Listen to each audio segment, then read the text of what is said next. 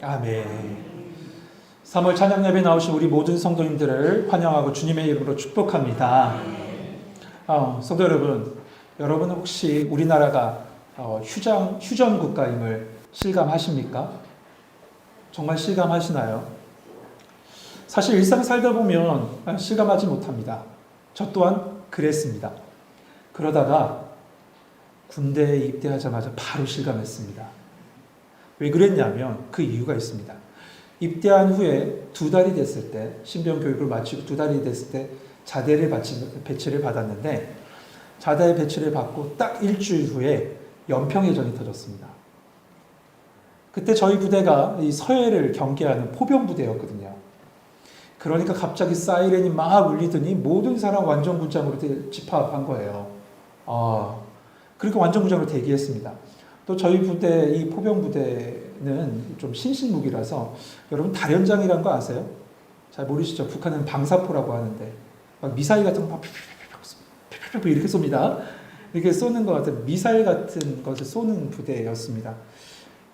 그러니까 그 포를 갖다 다 장전하라는 거죠, 미사일을. 그래갖고 막 급하게 정신없이 막 장전했어요. 이 군사 비밀인데 제가 이런 특수부대 나왔어요. 근데 남자들은 다 특수부대 이렇게 나왔다고 얘기해요. 그리고 나서 포를 장전하고 완전군장을 대기하고 출동 준비를 하고 있었습니다. 그리고 일주일 보냈어요. 완전군장으로. 간부들이 와서 저녁마다 브리핑을 하는데 얼마나 겁을 주는지요. 뭐라고 얘기했냐면 저 전방에는 지금 막 교전이 치열하게 벌어지고 있다는 거예요. 근데 제 동기가 전방에 있었거든요. 그리고 간부로 전혀 그런 일 없었대요. 아무튼 굉장히 저희를 갖다가 억압하고 겁을 줬습니다. 제 선임 중에 전라도 조폭과 경상도 원양어선 타는 거친 놈이라고 할 수는 없고 그런 거친 분들이 계셨거든요. 그분들도 벌벌 떨더라고요. 그때 전쟁이란 게 이런 거구나, 이런 공포가 있겠구나 하는 생각을 한번 느껴봤습니다.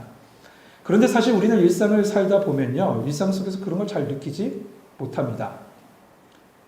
이렇게 분단국가이면서 또한 수차례 북한의 막 도발로 인해서 미사일이 왔다 갔다 하고, 그럼에도 불구하고 우리는 그냥 일상을 보내는데요. 여러분, 믿지 않은 사람에게 이런 상황에서도 그냥 평안하게 보내는데, 믿지 않은 사람에게 우리에게 영적 전쟁이 있습니다 라고 하면 믿을까요? 잘 마음에 와닿지 않을 거예요. 대부분은 콧방귀를 뀌면서 무시할 겁니다. 근데 그 모습이요, 우리 믿음의 사람들도 마찬가지로 그런 모습을 보며 살아간다는 거죠. 왜냐하면 전쟁은 우리와 너무나도 거리가 먼 것처럼, 그런 먼 삶처럼 느끼기 때문에 그래요. 그저 내 일상이 고단스럽고 그저 관계의 문제로 말미암아 힘들 뿐이지 영적 전쟁 이런 거는 생각하지 못한다는 거예요. 그러나 여러분, 분명히 해둘 것은 지금도 영적인 전쟁이 있음을 기억하시기 바랍니다. 이것에 대해서 많은 설교가들, 유명한 설교가들, 스펄전 목사님이나 마틴 로이드 존슨 목사님이, 많은 목사님들이 얘기했습니다. 뭐라고 얘기했냐면 영적인 전쟁을 무시하는 건 무지한 것이다. 그것을 무시하는 건 무지하는 것이다 라고 얘기했어요. 이렇게 얘기했음에도 불구하고 사실 이해가 되지 않는 건 사실이에요.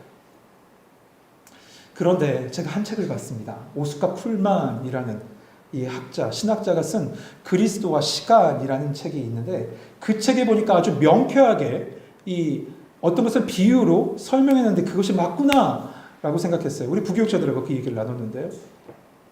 무엇을 비교했냐면 2차 세계대전을 비교합니다. 여러분, 노르망디 상륙작전이라는 거 들어보셨죠? 노르망디 상륙작전. 우리로 얘기하면 인천 상륙작전과 같은 작전입니다. 이 노르망디 상륙작전으로 말미암아 2차 세계대전의 그 전시 상황이 완전히 숨돌이쳐 바뀌었다라고 그렇게 분석들을 합니다. 근데 이 상륙작전이 언제 펼쳐졌냐면 1944년 6월 6일 이때 딱 개시가 됐어요. 근데 이 게시된 이 날을 뭐라고 얘기했냐면 D-Day라고 했습니다. 그래서 우리가 쓰는 이 D-Day가 여기서부터 나왔대요. 요걸 찾아보니까 그렇더라고요. D-Day가 여기서 나왔어요. 이 노르망디 상륙작전의 승리로 말미암아 사실상 우리 연합군의 승리가 완전히 확정됐습니다. 하지만 최종 승리를 선포한 게 언제인 줄 아세요? 1년 뒤에요. 1945년 5월 8일이래요. 이 날을 그래서 전승기념일이라고 유럽은 지킵니다. 전승기념일을 뭐라고 약자로 두냐면 V-Day라고 얘기해요. V-Day. V-Day. 근데 오스칸 풀만이라는 이 학자가 성도의 삶을 여기에 적용해요. 신앙의 D-Day가 있었다는 거예요. 신앙의 D-Day. 그때가 언제냐? 예수님께서 십자가의 부활을 통해서 어둠의 권세를 완전히 이기신 그 승리의 날을 말합니다. 할렐루야. 사도 바울도 고린도전서 15장 55절 이렇게 얘기하죠. 사망한 너의 승리가 어디 있느냐? 사망한 너의 쏘는 것이 어디 있느냐? 우리 주 예수 그리스도로 말미암아 우리에게 무엇을? 승리를 주시는 하나님께 감사하노라. 할렐루야. 우리는 예수 그리스도로 말미암아 사망으로부터 승리를 했습니다. 그러나 2차 세계대전 시에 D-Day에서 V-Day, 그 전승 기념일까지 1년이 걸린 것처럼 예수님께서 다시 오셔서 완전한 승리를 주실 때까지 우리는 끊임없는 싸움을 더 해야 된다는 거예요. 우리는 그 D-Day에서 V-Day 사이를 살고 있다는 것이죠. 그런데 그 순간에 패배가 확정된 사탄은 어떻게 하냐? 죽기 살기로 공격하는 거야. 우리 믿음의 사람들을. 매복해서 공격해요. 게릴라전으로 공격해요. 근데 그 공격이 만만치 않아요. 굉장히 강합니다. 이를 아셨기 때문에 하나님께서 우리에게 누구를 보내주셨냐면 성령을 보내주셨고, 그 성령 하나님께서 또한 우리에게 하나님께서 무엇을 주셨냐면 하나님의 전신갑주를 주시고 그것을 입고 싸우라고 말씀하고 계신 거예요. 여러분 기억하세요. 누구의 전신갑주라고요? 하나님의 전신갑주. 지난 시간에도 말씀 나눴죠. 하나님의 전신갑주입니다. 세상이 말하는 전신갑주가 아니라 하나님의 전신갑주입니다. 그렇다면 왜 주셨어요? 다시 한번 이야기하면 13절 하반절에 나옵니다. 뭐라고 말씀합니까? 이는 악한 날에 너희가 능히 대적하고 모든 일을 행한 후에 서기 위함이다. 모든 대적과 싸워 이겨서 결국 승리하여 온전하게 서기 위함이다 라고 말씀해 주고 있어요. 그런데 하나님께서 우리를 보호하시고 지키시고 승리하기 위해 주신 이 전신갑주를 분명히 우리 가운데 주셨는데 입지 않으면 아무 소용이 없습니다. 입고도 사용하지 않으면 아무 소용이 없어요. 그러므로 하나님의 전신갑주를 이 시간에 하나하나 한번 다시 한번 살펴보면서 이 시간에 그 하나하나를 다 무장하셔서 영적인 이 전쟁 가운데 승리할 수 있는 성도들 되시길 소망합니다. 오늘 우리가 볼 하나님의 갑주는 바로 첫 번째 나오는 진리의 허리띠입니다. 14절 말씀 같이 한번 읽어보죠. 14절 같이 읽겠습니다. 시작.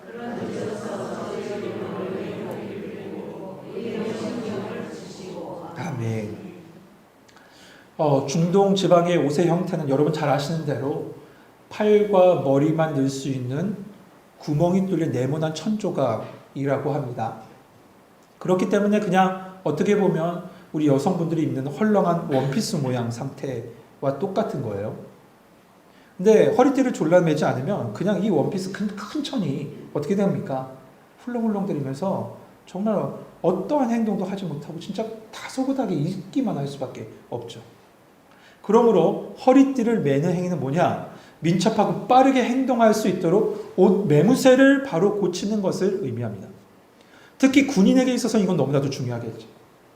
전쟁에 임하기 딱 전에 허리띠를 매지 않는 상태로 그 전쟁에 임한다면 어떻게 하겠습니까?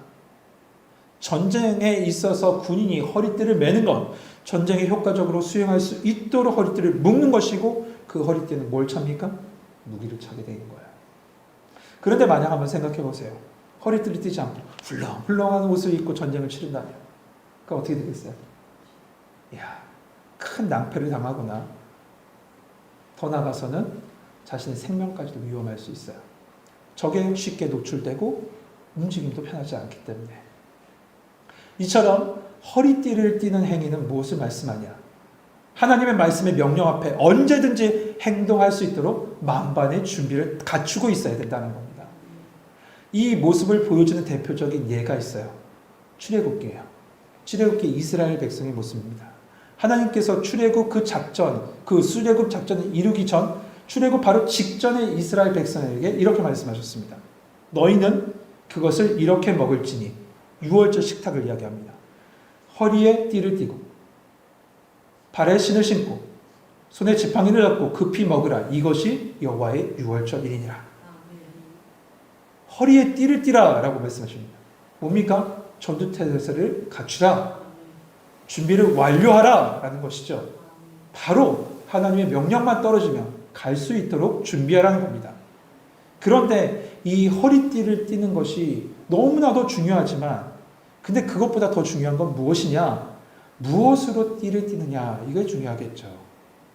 여러분 만약에 생각해 보세요. 허리띠를 얇은 실로 허리띠를 삼았다면 어떻게 되겠어요?